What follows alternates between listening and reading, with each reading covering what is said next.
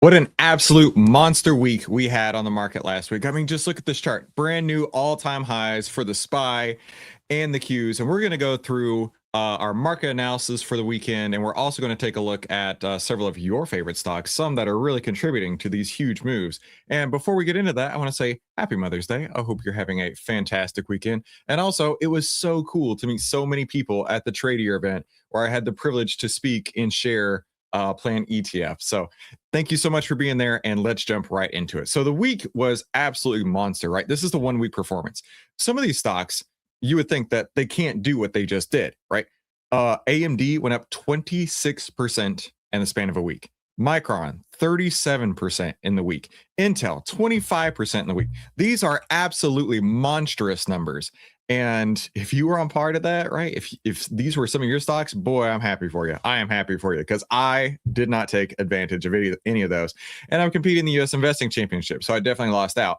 But looking around the board, right, this is not so much a broad-based rally. I mean, you've got the whole financial sector looks pretty rough. Healthcare sector looks rough.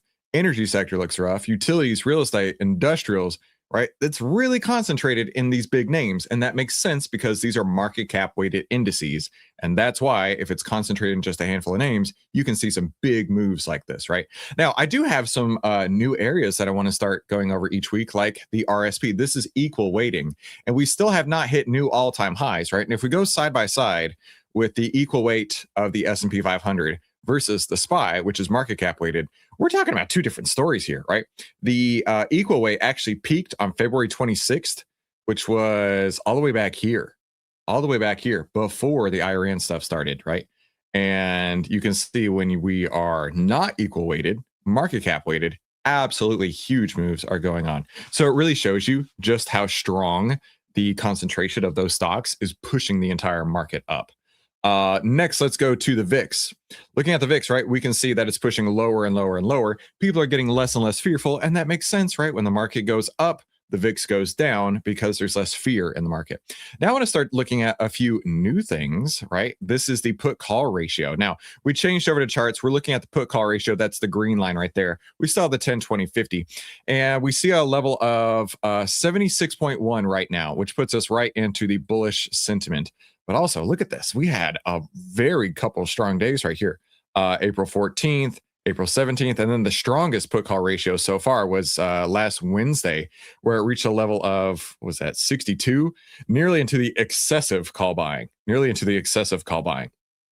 then let's talk about skew, right? Skew, demand for downside tail protection is increasing if it's rising.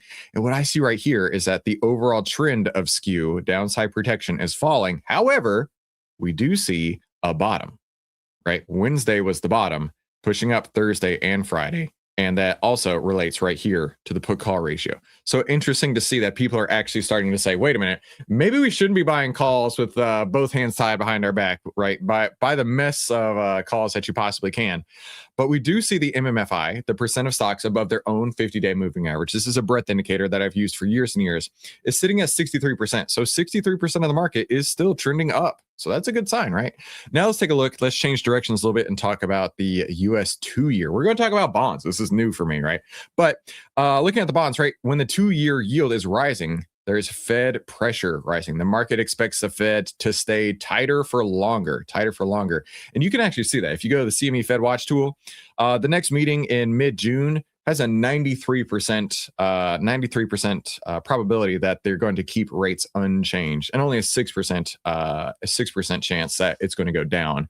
Now, if you look by the end of the year, now we're talking actually some movement to the upside. And that's kind of reflected right here. Let's go to the 10-year. All right, we can see the 10-year still pushing up. That's putting pressure on stocks. Interest rates are moving higher, and borrowing money is getting more expensive. Future earnings are discounted more aggressively. Growth stocks are can come under pressure. And again, this was not the biggest, broadest based rally. It was a real strong concentration. Hey, let me know if this is interesting to you. Put it down below. And also, I like being able to have these notes on the screen. That way, when you're reading through this, it's not just, hey, look at this number. What does it mean? What does it mean? I know you care about that. Like the 210 yield, right? What is happening with the 10-year minus the 2-year? Well, anytime the 10 is over the 2, that's a positive value, which we see a positive value of 0.48 right now, which means a normal yield curve. And we're also going to start looking at the yield curves right here. Now, one thing you'll notice is that as this is starting to push down, right, we can see it's pushing down over time. If you look at the yield curve over time, a year ago, we were in an inverted yield curve up here, right? Where the short-term rates were super high compared to longer-term rates. And now we have a more normalized environment. But notice how the spread between the two right here, how it's changed just in the last month, about 10 basis points. And the 10 right here, which has only changed about 5 basis points, it's starting to twist a little bit, So keep that in mind, because anytime it does go inverted, which we're not there yet, but it is twisting a little bit in that direction, suggests market future economic weakness. So just be aware of that.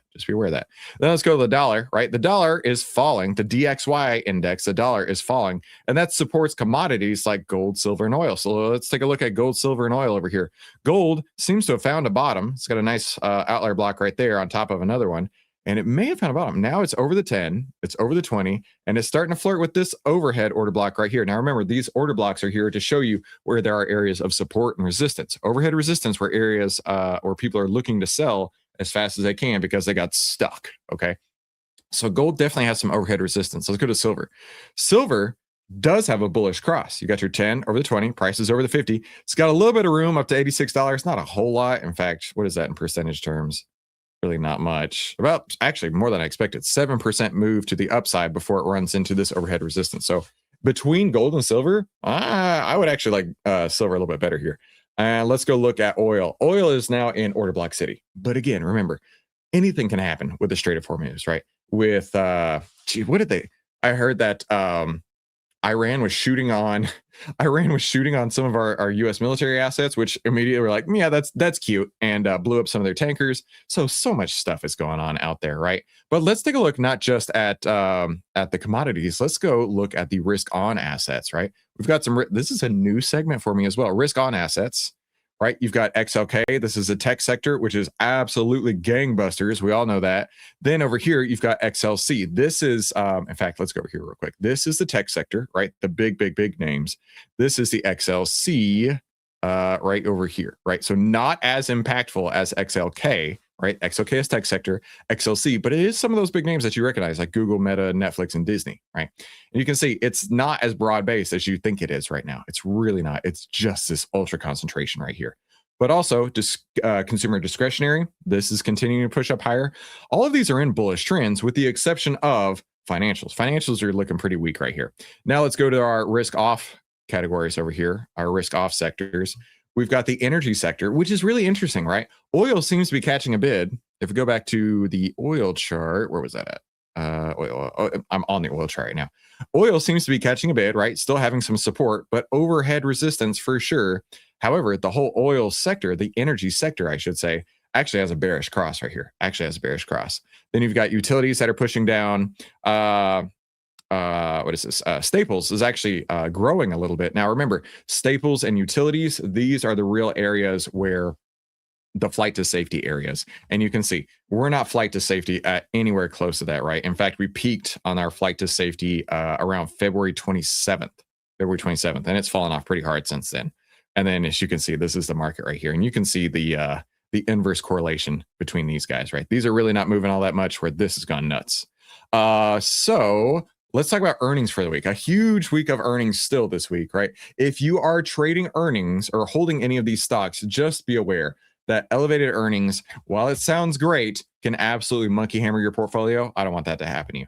So let's jump into outlier and let's take a look at what's going on over here, right? We do see a bearish cross on breadth, meaning more sell signals than buy signals. That happened on April 23rd. May have bottomed. We're seeing a slight increase in the number of buy signals. And also the number of stocks with uptrends versus downtrends, not really peaking up just yet, but it is pretty close. So we might see some breadth shift here in the next few days. Taking a look at the S&P 500.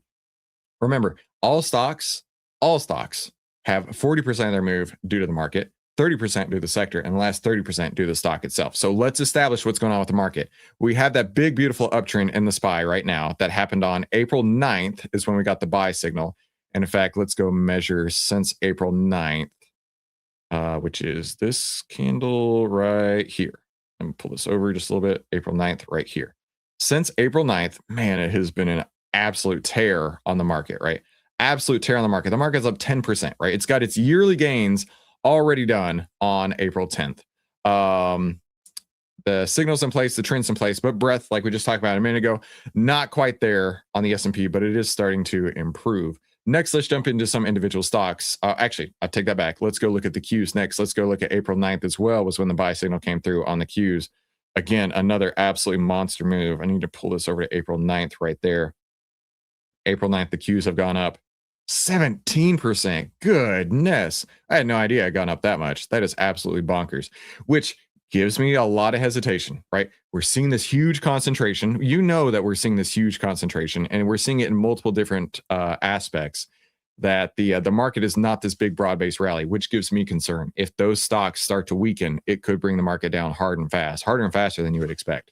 Like Micron right here, buy signal came on April 13th, and it's been running like crazy. Now, Micron is in the tech sector. Most of these stocks that we're going to look at is in the tech sector, and the fear and greed is rising in the tech sector. This is the average fear and greed score. And in fact, when I was at the Tradier conference the other day, I was pointing out the average fear and greed score is showing the fear and greed score of everybody in that sector, and then plotting it out over time. So there's me showing that right there, and there's me showing the fear and greed on the individual stock level, which is what we're going to look at just next on Micron. And you can see that it's continuing to rise as well.